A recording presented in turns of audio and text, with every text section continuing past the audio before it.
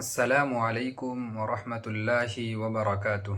আলহামদুলিল্লাহি রব্বিল আলামিন ওয়াসসালাতু ওয়াসসালামু আলা সাইয়্যিদিল আমিন নবিয়্যিনা মুহাম্মদ ওয়া আলা আলিহি ওয়া সাহবিহি আজমাইন। আম্মা বা'দ। আউযু বিল্লাহি মিনাশ শাইতানির রাজীম। বিসমিল্লাহির রহমানির রহিম। ইয়া আইয়ুহাল্লাযীনা আমানু কুতিবা আলাইকুমুস সিয়াম কামা কুতিবা আলাল্লাযীনা মিন ক্বাবলিকুম লাআল্লাকুম তাত্তাকুন।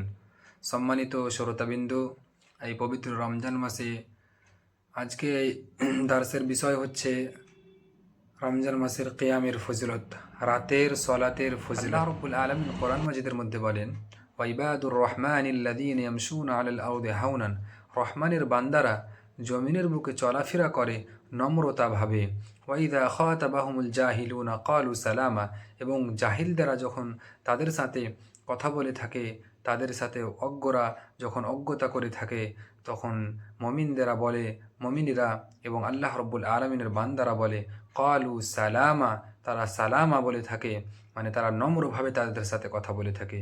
এবং আল্লাহ রব্বুল আলমিন আরও বলেন, ওয়াল্লাযীনা ইয়াবিতুনা লিরাব্বিহিম সুজ্জাদান ওয়া কিয়ামা, এবং সেই আল্লাহ রব্বুল আলমিনের বান্দারা রাতটিকে অতিবাহিত করে আল্লাহ রব্বুল আলমিনের ইবাদতের মাধ্যমে। তারা আল্লাহ রব্বুল আলমিনের জন্য সাজদা করে থাকে এবং কিয়াম করে থাকে। এই আয়াত দ্বারা আমরা বুঝতে পারলাম যে আল্লাহ রব্বুল আলমিন এই রাতের কিয়ামের একটি ফজিলত রেখেছে, সেটি হচ্ছে রহমানের যিনারা বান্দা, সেই বান্দারাই আল্লাহ রব্বুল আলমিনের শুধুমাত্র রাতের কিয়াম করে থাকে। এবার আসুন আপনাদের সামনে ধারাবাহিকভাবে কিছু আলোচনা রাখব। সর্বপ্রথম এই রমজান মাসের তারাবি, রমজান মাসের কিয়াম, যেটি আল্লাহ রসুল সাল্লাল্লাহু আলাইহি ওয়াসাল্লামের সুন্নাত। আমরা এই রমজান মাসের তারাবিগুলো পড়ে থাকি। আয়েশা রাদিয়াল্লাহু তাআলা আনহা হতে বর্ণিত, তিনি বলেন, নবী সাল্লাল্লাহু আলাইহি ওয়াসাল্লাম সাহাবাদেরকে একদিন অনেক রাত পর্যন্ত এই তারাবির নামাজ, এই তাহাজ্জুদের নামাজ পড়িয়েছিলেন। আবার দ্বিতীয় দিন আল্লাহ রসুল সাল্লাল্লাহু আলাইহি ওয়াসাল্লাম এইভাবেই পুরো রাত এবং রাতের ফজরের সালাতের কাছাকাছি, সাহারি খাওয়ার কাছাকাছি পর্যন্ত আল্লাহ রসুল সাল্লাল্লাহু আলাইহি ওয়াসাল্লাম এই তারাবির নামাজ পড়িয়েছিলেন। তৃতীয় দিন এবং চতুর্থ দিন আল্লাহ রসুল সাল্লাল্লাহু আলাইহি ওয়াসাল্লাম কিন্তু আর বের হননি এবং এই তারাবির সালাতগুলো পড়াননি। সাহাবারা মসজিদের মধ্যে অপেক্ষা করছিলেন। এই অপেক্ষা করাকালীন আল্লাহ রসুল সাল্লাল্লাহু আলাইহি ওয়াসাল্লাম একেবারে শেষের বারে সকালে যখন সাহাবাদের সাথে সাক্ষাৎ হয়, আল্লাহ রসুল সাল্লাল্লাহু আলাইহি ওয়াসাল্লাম তাদেরকে বলেন কি, আমি জানি তোমরা রাতে মসজিদের মধ্যে ছিলে, তোমাদের অবস্থা, তোমাদের উঠা বসা, তোমাদের অপেক্ষা আমি জানি, তারপরও আমি এই জন্য বেরিয়ে হয়ে আসিনি কি আল্লাহ রব্বুল আলমিন এই তোমাদের এত নামাজের মধ্যে আগ্রহী, নামাজ তোমরা এত ভালোবেসে এই নামাজটি পড়ছো এবং এই নামাজ যে তোমরা এতভাবে শরিক হচ্ছ, এটি দেখে আমি ভয় করলাম কি আল্লাহ রব্বুল আলমিন হতে পারে এই তারাবির সালাত তোমাদের উপরে ফরজ না করে দেয়। তাহলে এই হাদিস দ্বারা আমরা বুঝতে পারলাম আল্লাহ রসুল সাল্লাল্লাহু আলাইহি ওয়াসাল্লাম তারাবির সালাত সাহাবাদেরকে পড়িয়েছেন, তাই আমাদেরকেও এই তারাবির সালাত জামাতের সাথে মসজিদেই পড়তে হবে। আপনাদের সামনে আলোচনা করব সেটি হচ্ছে এই রমজান মাসের তারাবিহ, এই রমজান মাসের কিয়ামুল লাইল আমরা যে আদায় করে থাকি, এই সালাতটি হচ্ছে আমাদের জীবনের গুনাহগুলোকে ক্ষমা করে দিবেন। আল্লাহ রব্বুল আলামিন এই সালাতের দ্বারাতে আমাদেরকে অনেক নেকি দিবেন এবং আমাদের জীবনের গুনাহগুলোকে সেই সালাতের দ্বারাই ক্ষমা। সহিহ বুখারী এবং মুসলিমের মধ্যে একটি হাদিস রয়েছে, যে হাদিস দ্বারা বোঝা যায় যে কোনো মানুষ যদি ঈমান এবং নেকির আশায় এই রাতের সালাত আদায় করে থাকে, আল্লাহ রব্বুল আলামিন তার গুনাহগুলোকে ক্ষমা করে দিবেন। হাদিসটি এভাবে রয়েছে, মান কামা রমাদানা ঈমানান ওয়া ইহতিসাবা গুফিরা লাহু মা তাকদ্দামা মিন যামবি। কেউ যদি রাতের সালাত, রাতের তারাবিহকে ঈমানের সাথে, বিশ্বাসের সাথে এবং নেকির একটি আশা নিয়ে এই সালাতগুলো আদায় করে থাকে, আল্লাহ রব্বুল আলামিন তার জীবনের গুনাহগুলোকে ক্ষমা করে দিবেন।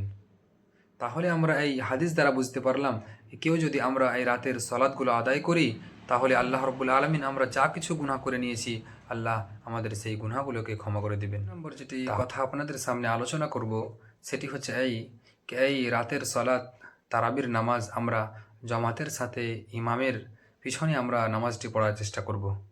কেননা আল্লাহ রাসূল সাল্লাল্লাহু আলাইহি ওয়াসাল্লাম বলেন, মান কামা মাআল ইমামি যেই ব্যক্তি ইমামের সাথে সলাৎ আদায় করলো এবং ইমাম যখন নামাজ শেষ করলো, ইমামের সাথে সেই নামাজ শেষ করে দিল, তারপরে আর কোনো নামাজ পড়লো না এবং সেই পুরোপুরি নামাজটি ইমামের সাথে পড়লো, আল্লাহ রসুল সাল্লাল্লাহু আলাইহি ওয়াসাল্লাম বলেন তার জন্য পুরো রাত্রের কিয়ামের নেকি লিখে দেওয়া হয়।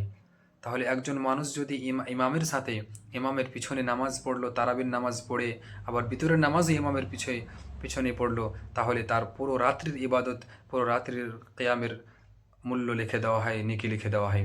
অনেকে আমরা করে থাকি কি ইমামের সাথে তারাবির নামাজটি পড়ে নিই, আবার ভিতরের নামাজটি নিজে পড়ি।